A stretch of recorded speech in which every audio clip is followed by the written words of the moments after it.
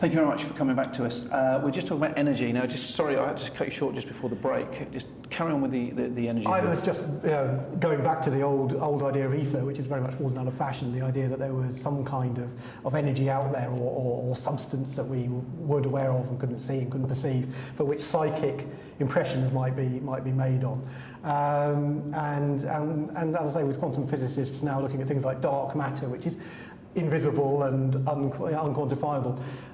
One does wonder, having gone through the way science has progressed, perhaps there is another energy out there, another energy form which our own minds can sort of tap into and latch onto, because we obviously are bundles of electromagnetic, bioelectric magnetic energy in our own heads that can somehow pick up impressions on, and things can become fossilised on even in a way we simply don't understand. I don't think that necessarily implies a surviving consciousness after death or an afterlife. I think what it might mean is that, as I say, like fossilisation, that somehow some impressions can be left behind which we, in certain circumstances, can then pick up on. How it works and how that can slam a door, but it might only start happening when you've got someone who that it can react to, or that it's partly us, in other words. We latch on to this and then make it partly happen with our own energy. So there is this point, or this belief that people think that the energy needs us to feed off of, or we need to be together. And this is, again, coming back to our conversation we had about having the right people together. It's like, you have a team. I'd imagine your team is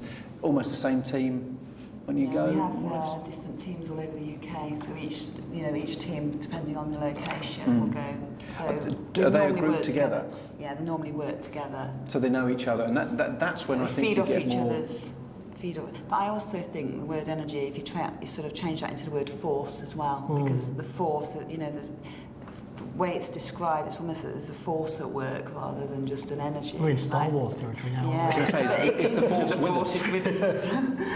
But can I just go back to the medium side of things again? I don't want to harp on about it. No, harp on as much as you like. Well, it's the beauty of the show. You can harp on whatever you want to harp on about. And I don't want to harp on about the fact that I'm a psychotherapist, but I know as a psychotherapist that I could actually be a medium. I could do what a medium does. Oh, I absolutely I watch them, and I can tell you what's coming next, and it's very hard to sit by and watch that happen. It's I mean, to be a fake medium is a very simple thing to do, and you can earn a great deal of money out of it. And I think that's what a lot of them do. It's no secret. I think 99.9% of mediums are fake. You were talking about them preying on those that are in need, and that's where I think it really does fall down, because it's vulnerable people. But this is the point again. We're kind of going on this medium thing, which is fine for me. Fraud is fraud. If any of us, let's face it, you have to sell something. And if you don't sell the right thing, or you fraudulently try to sell something, like this is Paranormal magazine. If it was full of articles about yachting, yachting and it was full of cars, then you can be sued because you're fraudulently putting or trying to sell something in a fraudulent way.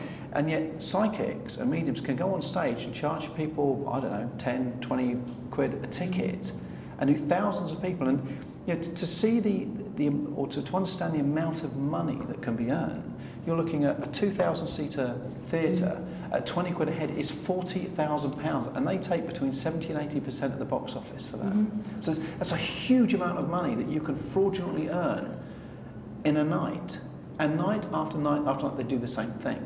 Now, for that sort of money, there's no point in going in how they do it, because it's obviously, you've got plants, you've got cold reading, you've got credit card investigation, you've got when they sell tickets on auction websites, you can find out the information on anybody. From a credit card number, I could find anything else.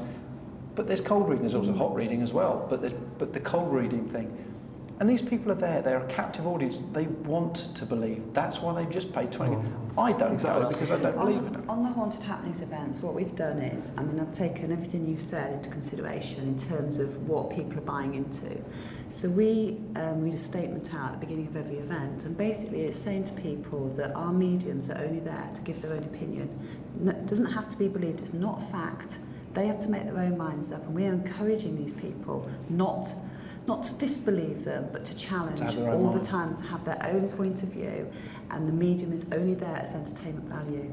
Now, having said that, I've got some people working with us as mediums who are probably going to watch this and think, well, what a cheek, you know, they've worked for me all this time. Oh, no, you're not saying you don't believe in them. I believe in them as people, and I believe that they are working, but I've let them off the hook as well, because they don't, you know, they're there to see what they pick up on that night. That's well, all I'll tell you they're what, there for.